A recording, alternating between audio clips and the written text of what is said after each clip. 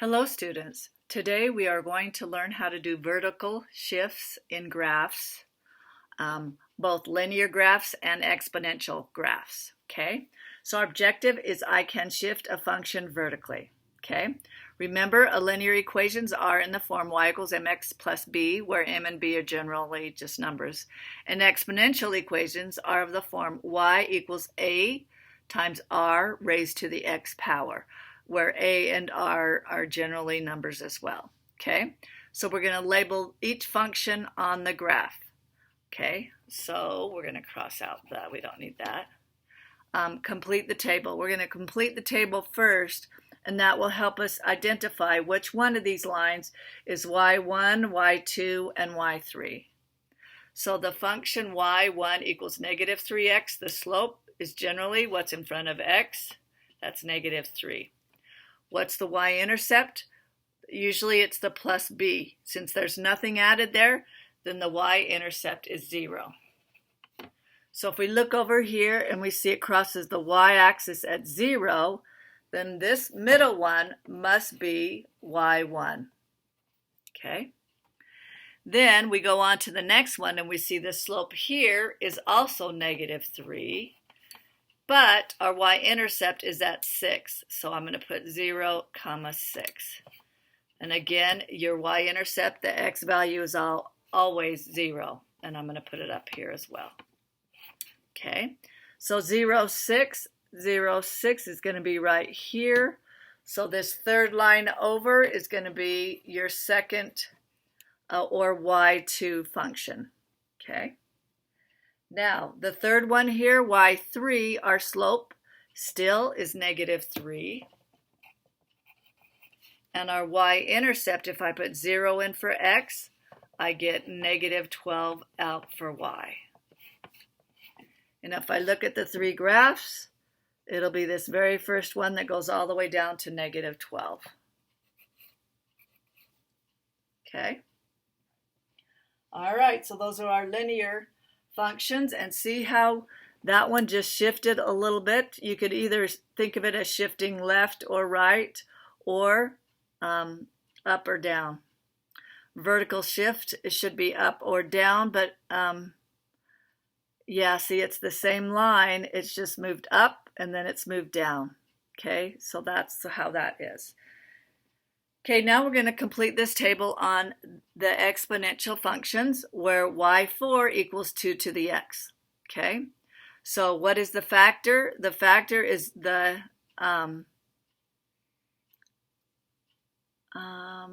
factor is 2 here, 2 here, and 2 here. So each of these factors are the same. So we put 2, 2, and 2. And that doesn't really help us figure out which one of these lines it is because they're all 2. Let's find the y-intercept. If I put 0 in for x on this first one, what do I get out for y? So 2 to the 0 power is what? 2 to the 0 power is 1. So 0, 1 is going to be our y4. So out of these three lines, 0, 1 is the middle one, so we can say right here is y4. Okay. Then we look at the next one and we put 0 in for x. 2 to the 0 is 1, plus 3 is 4. So we say 0, 4. So this is our graph right here. And so that will be a y5.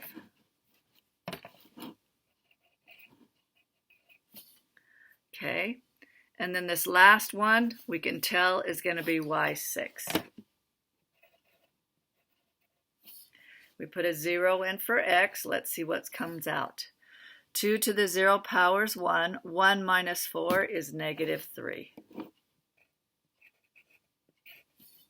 And then you could tell that's that line right there.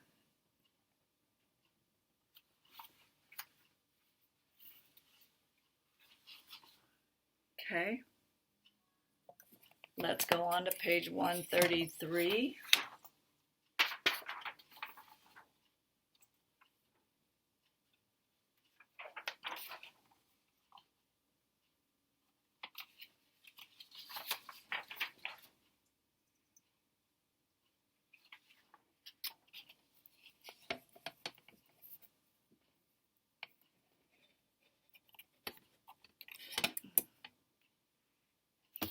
Okay. So let's look at this one here. We can look at the graph and determine, oh, yep, that's an exponential function. See, if it's not a straight line, it's not linear, that's for sure. And we put different values in for x. So I want you to practice putting that in the calculator, like y1 equals 2 to the x. If I put negative 2 for x, y equals 2 to the negative 2 power. You should get 1/4 or 0.25, depending on what your calculator uses as far as decimals or fractions. And if you don't know how to change from decimals to fractions on your calculator, now is the time to ask, okay? So we're going to shift y1 vertically up 2 units. So in other words, we're going to have y1 equals 2 to the x plus 2. Remember, we're moving it up 2 units. If it was going to be down, it's going to be minus. So here I could put negative 2 in there. And so here negative 2 would be 1/4. But if you put negative 2 in your calculator and then did plus 2, then you would get 2, is it 2 1/4 or 2 1/16?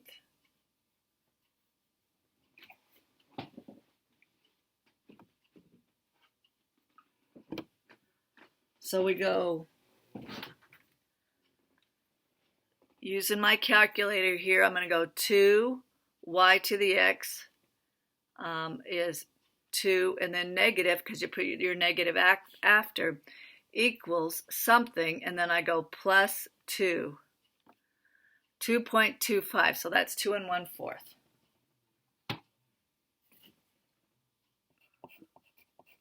Okay, if I do negative 1 in here, okay, I go 2 y to the x, 1 negative equals, and then I add 2, 2.5,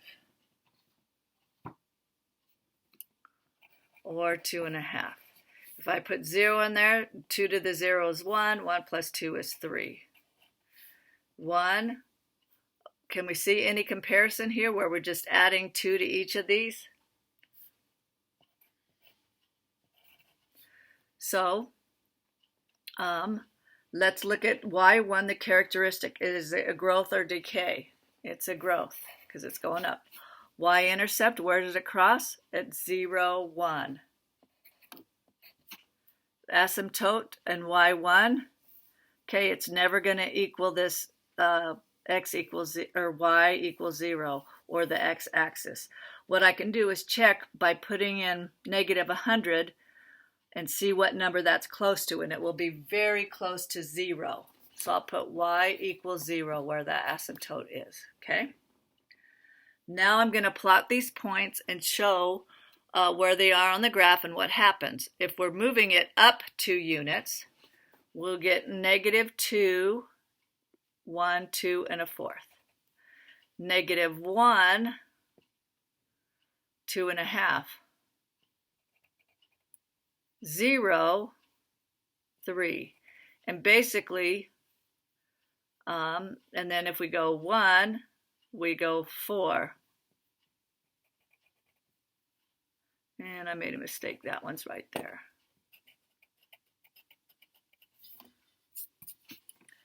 And then 2 would be 6.